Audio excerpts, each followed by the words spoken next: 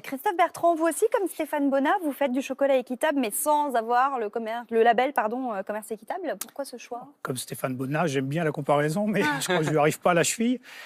Pourquoi ce choix? Parce que pour deux raisons. La première, c'est que pour faire du chocolat équitable, moi, ce qui m'intéresse, c'est d'acheter du cacao équitable. Et après, je prends du sucre qui se trouve être fabriqué dans la Beauce. Et donc, ça me paraît plus intéressant d'essayer de faire local quand on peut faire local. Et la deuxième raison, c'est que j'essaye, par exemple, dans ma boutique de Versailles, de faire en sorte que le client ne soit pas tout de suite dans l'idée du travail des enfants, de la déforestation, etc. Donc j'aimerais bien, finalement, que ce soit équitable tout le temps et qu'on n'en parle jamais. Ouais. Christophe Eberhardt, alors vous, votre chocolat, il est labellisé équitable, mais question de Valérie, pour être tout de suite concret, un producteur de cacao équitable, combien a-t-il de plus dans sa poche par rapport à un producteur de la filière classique? Alors, le prix est plus élevé puisque dans le commerce équitable, c'est un des critères importants, l'idée d'un premium garanti.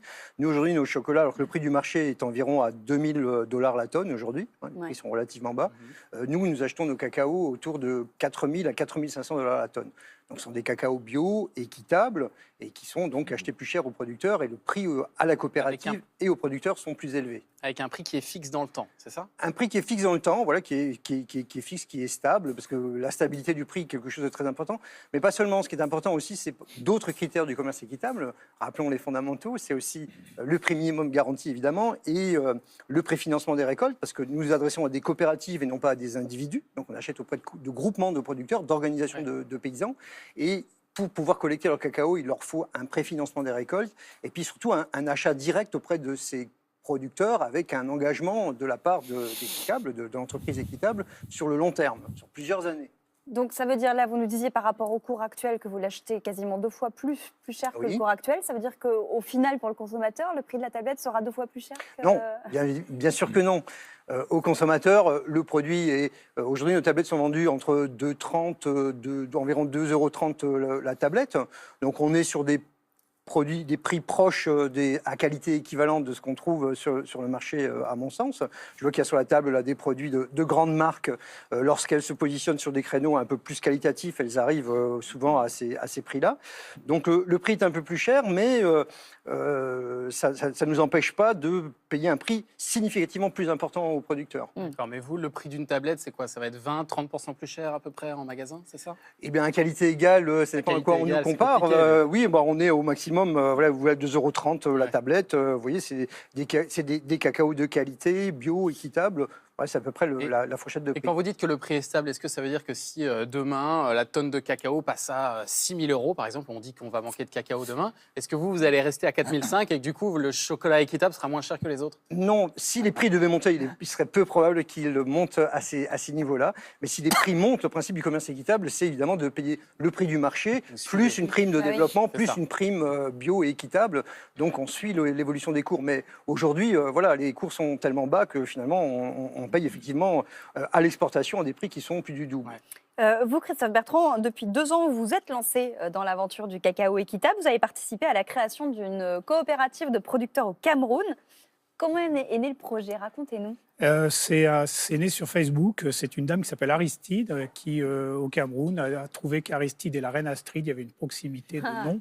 On la voit là, qui a essayé de me contacter pour me vendre du cacao. Dans un premier temps, je ne lui ai pas fait confiance. Je me suis un peu méfié en disant je ne vais pas vous envoyer de l'argent pour voir si ça va arriver un jour.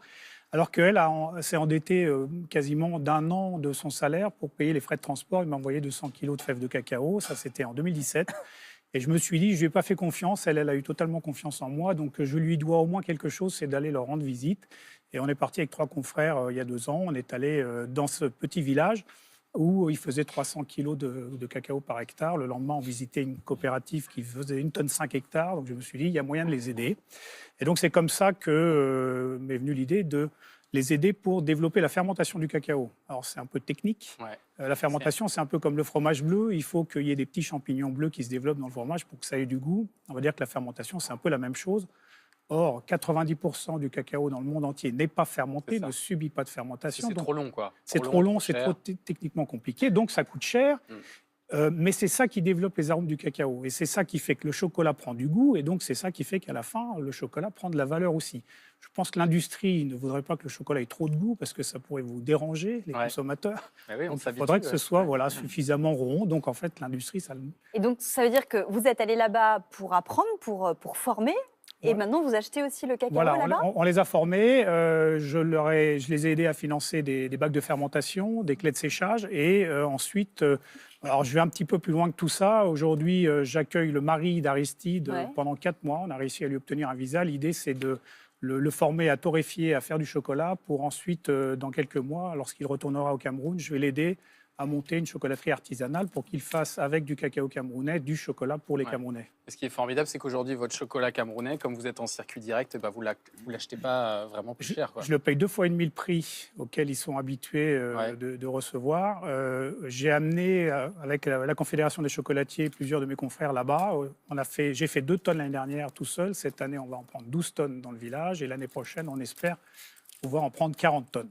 Et donc, comme il n'y a pas d'intermédiaire, ça vous revient à peu près au même Le prix. seul intermédiaire, c'est Air France Cargo. Donc, en fait, la réalité, c'est qu'en payant 2 fois et demi le prix, il me revient beaucoup moins cher Eh oui, que c'est ça. tous les Voilà. autres cacao que je peux Ouais. recevoir. Question de Marc. Le chocolat équitable est-il forcément meilleur au goût? Parce que moi, je ne sens pas trop la différence. Est-ce que c'est le cas ou pas nécessairement? Alors non, équitable, c'est encore une fois, c'est une notion de prix d'achat ou de valorisation de technique, mais pas une question de goût.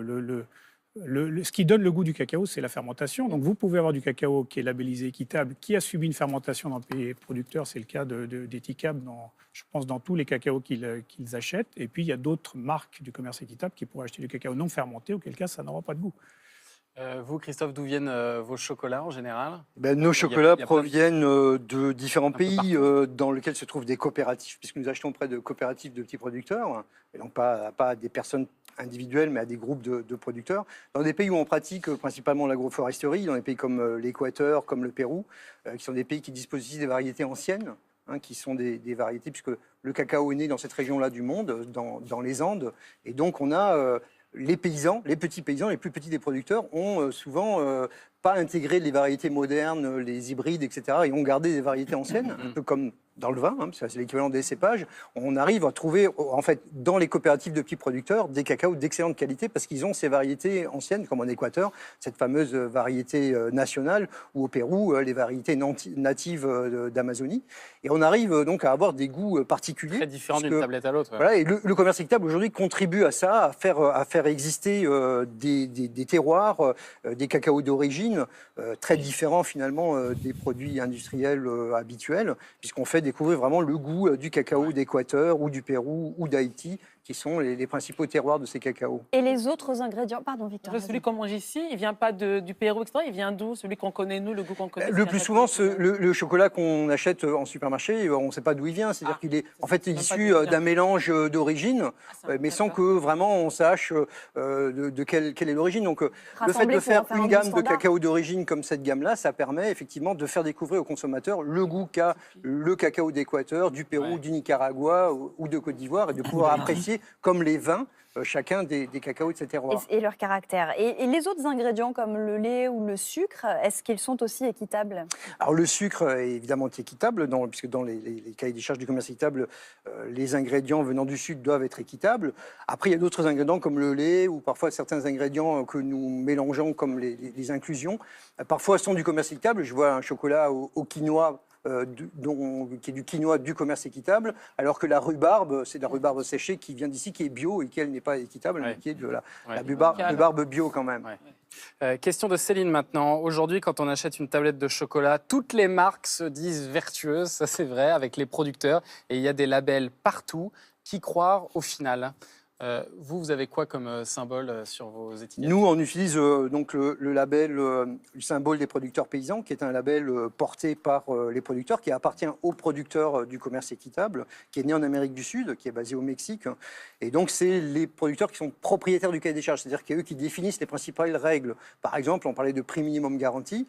Qu'est-ce qu'un prix équitable? C'est les producteurs eux-mêmes producteurs de cacao qui définissent un prix équitable, il doit être au moins à ce niveau-là, les conditions doivent être comme ça. Donc on a choisi ce label parce qu'il est propriétaire des producteurs et que c'est un label qui est exigeant. C'est un label qui est centré sur les petits producteurs et parce que voilà, parfois, qui se distingue des labels de commerce équitable. Oui, parce qu'il y en a actuels. d'autres, hein. On va les situer quand même. Fairtrade, Fair for Life, producteurs paysans. Voilà, Voilà. Fairtrade qui est Max Max Havelaar. Havelaar, qui est le label historique, et donc le SPP, le symbole des producteurs paysans, qui se distingue parce qu'il se centre sur les petits producteurs. Et dans le cas du cacao, ils ont défini une limite de 15 hectares. C'est-à-dire que les coopératives de cacao garantissent de réunir des producteurs qui ont tous moins de 15 hectares de cacao. Vous dites qu'ils ont la main sur ce label, mais est-ce qu'ils ont des contrôles et des contrôles indépendants, ces Oui, producteurs? Ouais. Bien sûr, ils ont des contrôles. Donc les audits de terrain sont confiés à des organismes de contrôle qui sont souvent les mêmes qui font le contrôle de la bio, c'est-à-dire qui rendent visite aux producteurs, qui font des contrôles souterrains, qui contrôlent la traçabilité, c'est-à-dire qui garantissent qu'effectivement le cacao provient bien des parcelles bio et équitables qui ont été identifiées, et donc vérifie la traçabilité et les principales règles du label, les prix, les contrats, les engagements sur le long terme, etc. Ouais, le problème, Fabien, c'est que parfois même la labellisation commerce équitable, eh ben, ça ne suffit pas à rémunérer correctement le producteur, hein. Ouais, justement, avec le label Fairtrade, ils se sont aperçus que 58% des cacaoculteurs de Côte d'Ivoire, donc un des plus gros marchés du monde, vivaient sous le seuil de pauvreté. Ils viennent de s'en apercevoir après une étude. Ils étaient eux aussi, tombent de l'armoire hein, d'une certaine manière. Ouais. Ils n'étaient même pas censés connaître ça, l'étendue du problème. Donc ils ont décidé immédiatement de garantir un prix supérieur de 20% à partir de 2019, normalement octobre 2019. Donc ils vont donner un prix supérieur à 20%. Donc en gros, ça doit être, je crois, ils étaient à 2400 dollars la tonne, quelque chose À Londres, comme ça, hein, c'est à Londres, si je ne dis pas de bêtises. Oui, On 2400. enlever les coûts de transport. D'accord. Ce qui veut dire tout de même que ça devrait augmenter le coût de la plaquette de chocolat ici. De combien? Peut-être pas 20%. Et le problème qui se pose, c'est est-ce que le consommateur va accepter de payer plus, sachant, bon, d'abord, c'est un peu plus cher, mais sachant que tout de même qu'on part d'un constat de semi-échec. Ça fait des années, effectivement, qu'on garantissait un prix minimum à des cacaoculteurs et ils sont 58%, quasiment 60% à vivre sous le seuil de pauvreté. D'où le problème. Est-ce que les consommateurs vont suivre avec un constat d'échec comme celui-ci? Question de Marie-Christine. Dans le commerce équitable, on parle souvent de lutte contre la déforestation, mais quel rapport entre le cacao et la déforestation? Eh bien, le cacao et en Côte d'Ivoire, par exemple, les producteurs sont arrivés à partir des années 60. Le pays était couvert d'une grande forêt importante et on a rasé la forêt pour mettre à la place du cacao. Donc aujourd'hui, l'enjeu de la Côte d'Ivoire, c'est d'aller vers une agroforesterie, c'est-à-dire de cultiver le cacao sous le couvert de grands arbres pour pouvoir reprotéger les sols. En Haïti, on prenait l'exemple d'Haïti, vous savez que c'est un pays qui est largement déforesté, où il y a très peu de couverture végétale, où on a tellement fait du charbon de bois qui est le principal combustible, c'est qu'il reste pratiquement plus d'arbres. Et le cacao permet justement de couvrir, parce que le cacao est un cacao agroforestier, cultivé sous le couvert de grands arbres.